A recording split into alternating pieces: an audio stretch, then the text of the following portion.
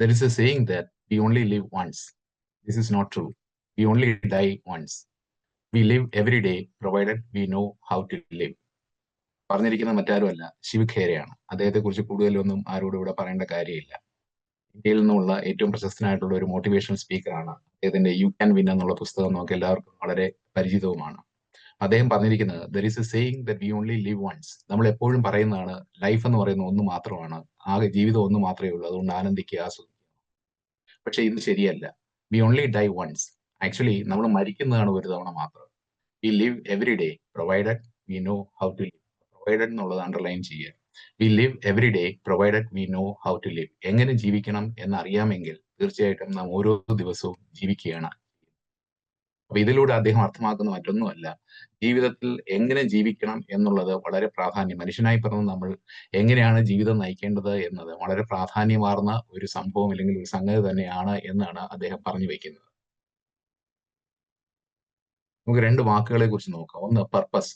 Purpose എന്ന് പറഞ്ഞാൽ അതിന്റെ ഡിക്ഷണറി മീനിങ് എന്ന് പറയുന്നത് A reason for doing something. നാം ചെയ്യുന്ന ഓരോ പ്രവൃത്തികൾക്കും പിന്നിലുള്ള ചേതോ വികാരം അല്ലെങ്കിൽ ചാലകശക്തി. നമ്മൾ എന്ത് ചെയ്തിരുന്നാലും അതിന് ഒരു ഉദ്ദേശം ഉണ്ടാകും, അല്ലെ? ആൻ ഇന്റൻഷൻ ഓർ എയിം, ഉദ്ദേശം അല്ലെങ്കിൽ ലക്ഷ്യം. അപ്പൊ അങ്ങനെയാണെങ്കിൽ പർപ്പസ്ഫുൾ ലിവിംഗ് എന്ന് പറഞ്ഞാൽ എന്താണ്?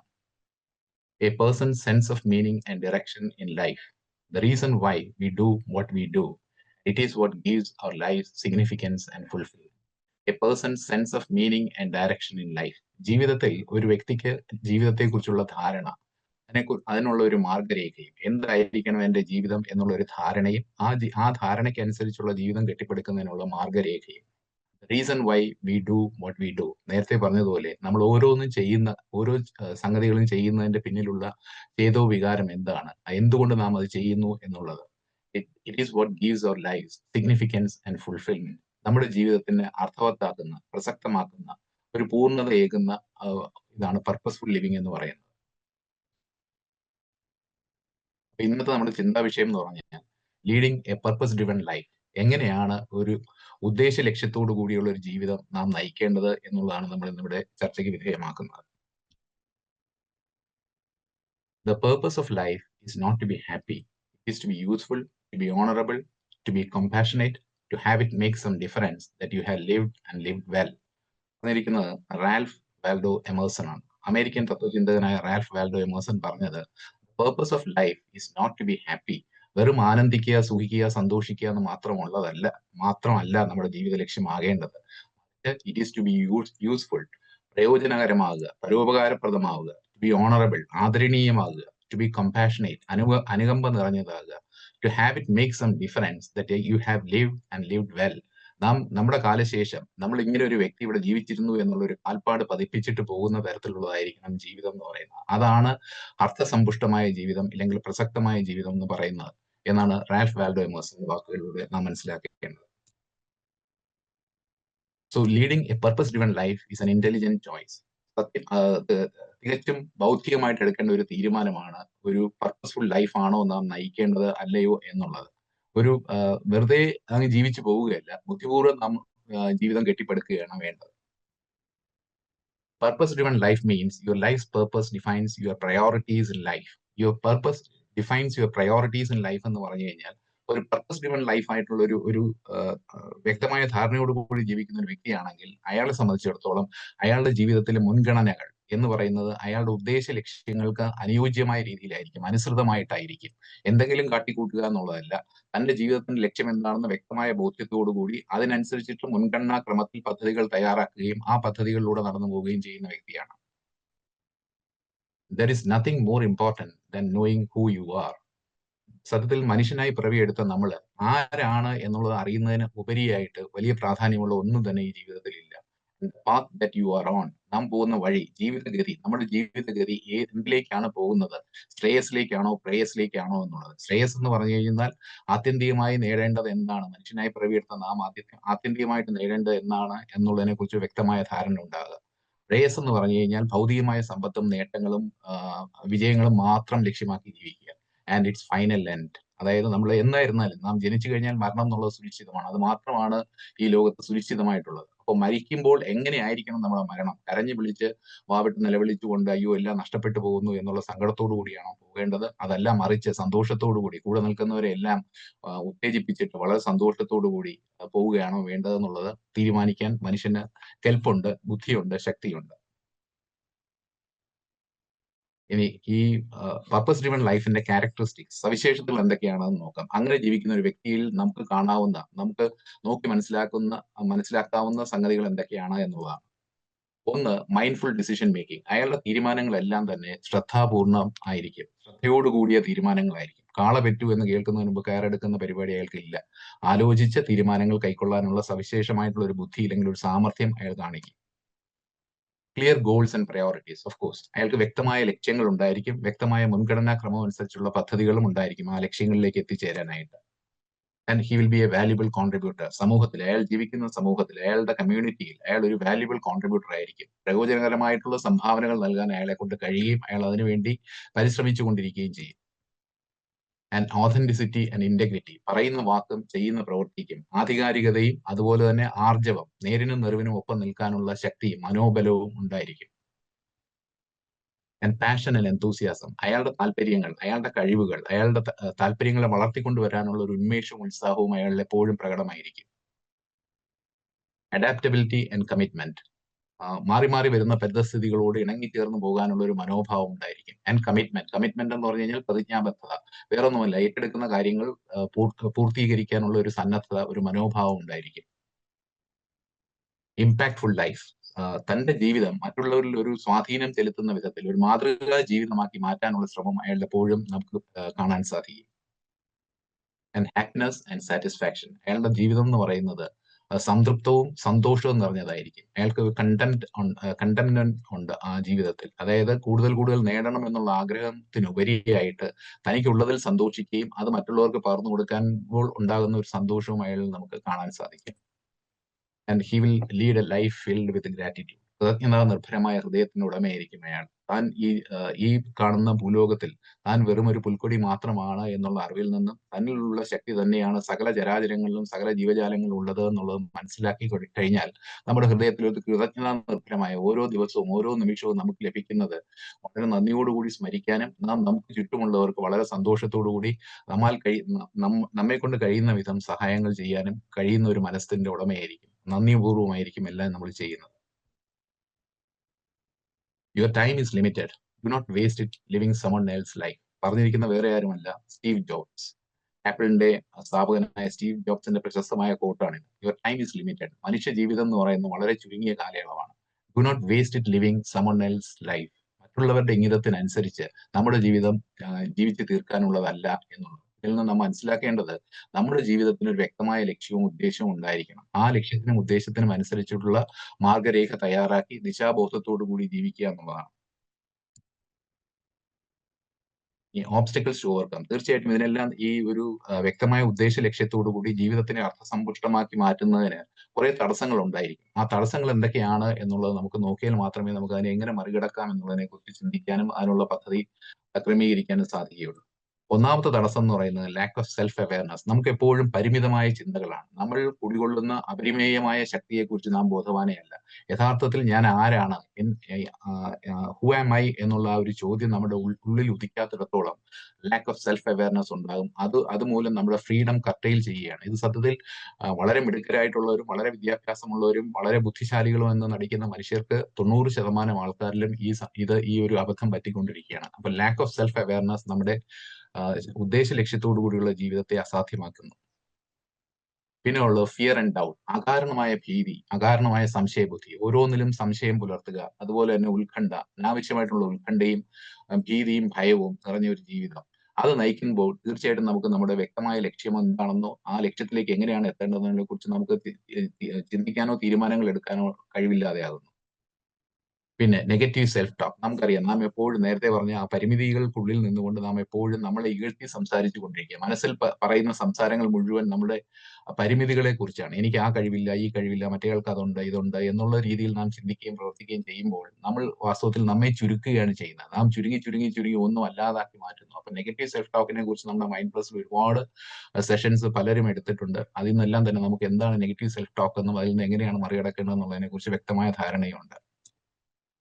പിന്നെ ഉള്ളത് പ്രോക്രാസ്റ്റിനേഷൻ ആൻഡ് ഡിസ്ട്രാക്ഷൻ. അകാലമായ കാലവിളംബം വരുത്തുക. ഇന്ന് ചെയ്യേണ്ടത് ഇന്ന് ചെയ്യാതിരിക്കുക. വേറെ ഒന്നും കൊണ്ടുമല്ല, ആലസ്യവും അലംഭാവവും കൊണ്ട് നാം ഈ പ്രോക്രാസ്റ്റിനേഷന്റെ അടിമകളായിരിക്കുന്നു. ഇവിടെ ഡോക്ടർ മഞ്ജുള മാഡം പ്രോക്രാസ്റ്റിനേഷൻ എന്ന് പറയുന്ന ഒരു സെഷൻ തന്നെ എടുത്തിട്ടുണ്ട്. അപ്പൊ നമുക്ക് തീർച്ചയായിട്ടും അറിയാം എന്താണ് പ്രോക്രാസ്റ്റിനേഷൻ, അത് എങ്ങനെയാണ് മറികടക്കേണ്ടത് എന്നുള്ളതിനെ കുറിച്ചും അറിയാം.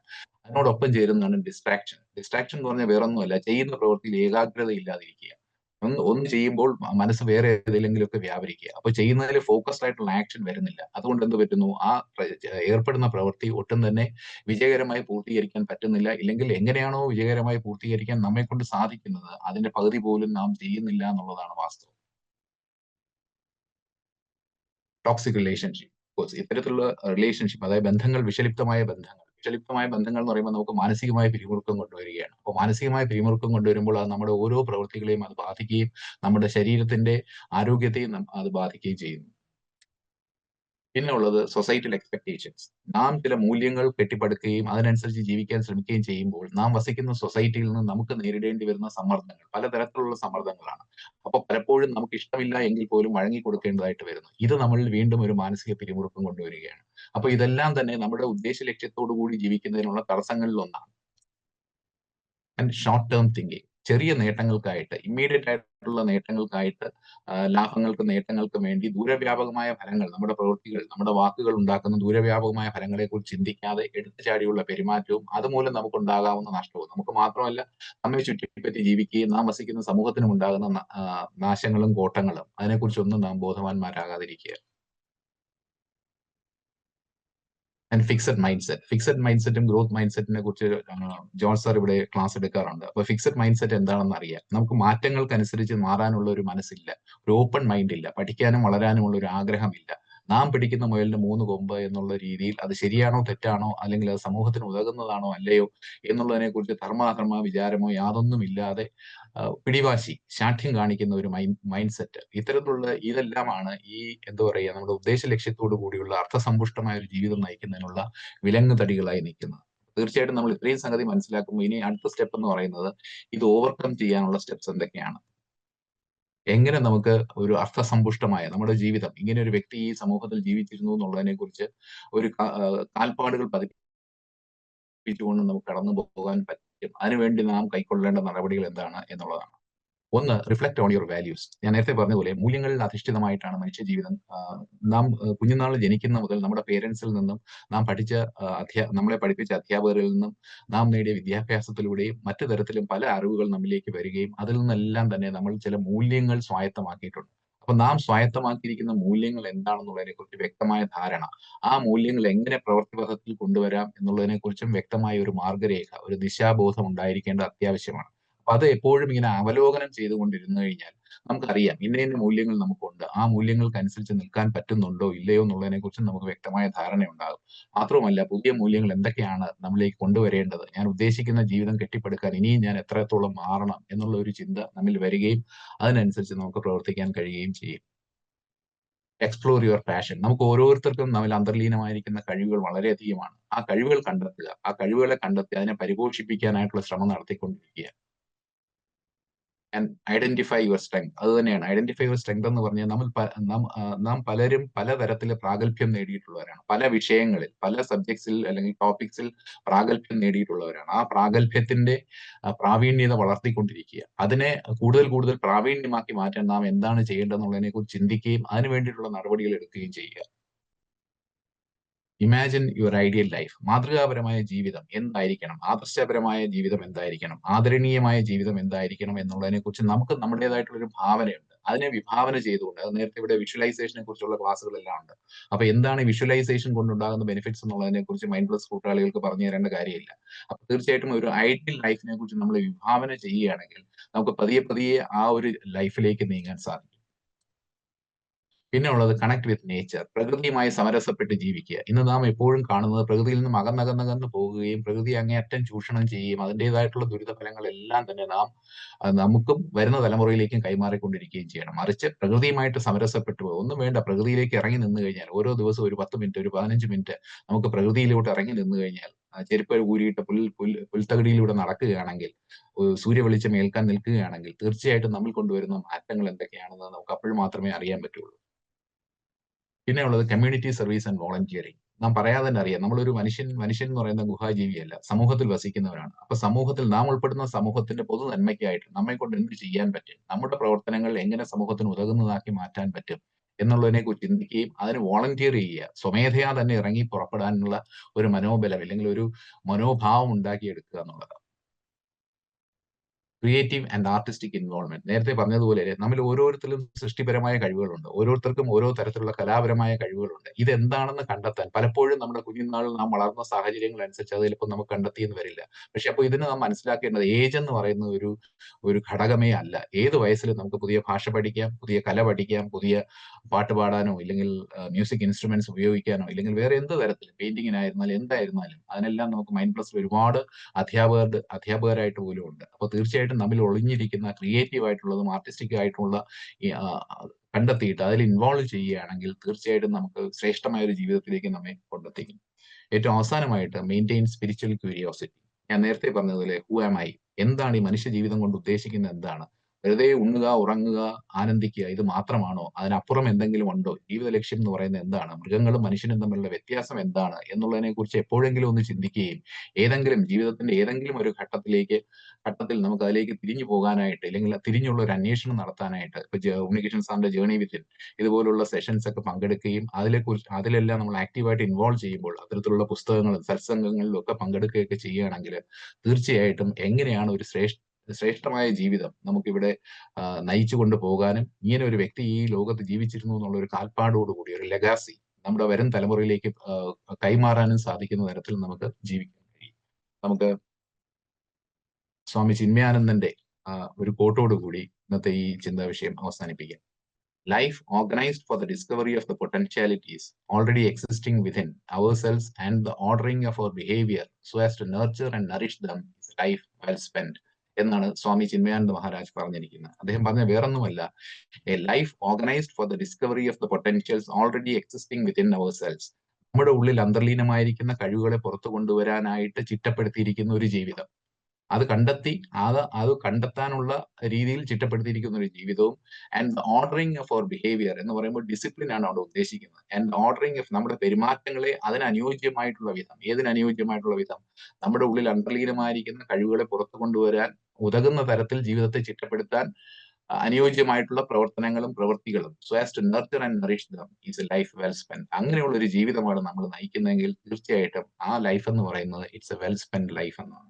അതായത് ശ്രേഷ്ഠമായ ഒരു ജീവിതമാണ്. ആ ഒരു ശ്രേഷ്ഠമായ ജീവിതത്തിലേക്ക് നമുക്ക് എല്ലാവർക്കും നടന്നു നീങ്ങാൻ കഴിയട്ടെ. ഈ മൈൻഡ് പ്ലസ് എന്ന് പറയുന്ന ഈ കമ്മ്യൂണിറ്റിയുടെ ഭാഗമായ നാം ഓരോരുത്തരും സത്യത്തിൽ അതിന് ബാധ്യസ്ഥരാണ്, കടമപ്പെട്ടവരാണ്. അപ്പൊ അതിനു വേണ്ടിയിട്ടുള്ള രീതിയിൽ നമ്മുടെ ജീവിതത്തെ ചിട്ടപ്പെടുത്തുക എന്നുള്ളത് ഇവിടെ ഇരിക്കുന്ന ഓരോ വ്യക്തിയെ സംബന്ധിച്ചിടത്തോളം അങ്ങേയറ്റം പ്രാധാന്യമാണ്. അതാണ് നമുക്ക് ഗുരുദക്ഷിണയായിട്ട് പ്രിയപ്പെട്ട ജോർജ് സാറിനും ഉണ്ണികൃഷ്ണൻ സാറിനും നമുക്ക് നൽകാൻ കഴിയുന്നത് എന്ന് മാത്രം പറഞ്ഞുകൊണ്ട് നമുക്ക് മെഡിറ്റേഷനിലേക്ക് നീങ്ങാം.